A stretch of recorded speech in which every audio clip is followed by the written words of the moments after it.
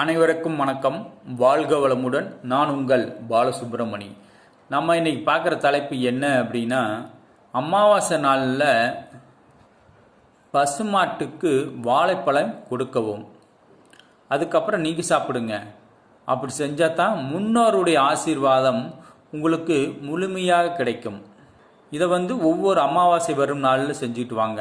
அதாவது உங்கள் குலதெய்வ கோயிலுக்கு போய் தேங்காய் பழம் உடைச்சி சாமி கும்பிட்டு வாங்க. இது முடிஞ்சதுன்னா போங்க, முடியலனா போக வேண்டாம். உங்கள் குலதெய்வ கோயில் தூரமாக இருக்குது அப்படின்னாவே போயிட்டு தேங்காய் பழமெல்லாம் உடச்சிட்டு வந்தீங்கன்னாவே ஒரு 1000 ரூபாய் செலவாகும். வசதியாக இருக்கிறவங்க செய்யலாம், வசதி இல்லாதவங்க இதை ரெகுலராக செய்ய முடியாது. அமாவாசை வர ஒவ்வொரு அமாவாசைக்கும் நீங்கள் பசுமாட்டுக்கு வாழைப்பழம் கொடுங்க.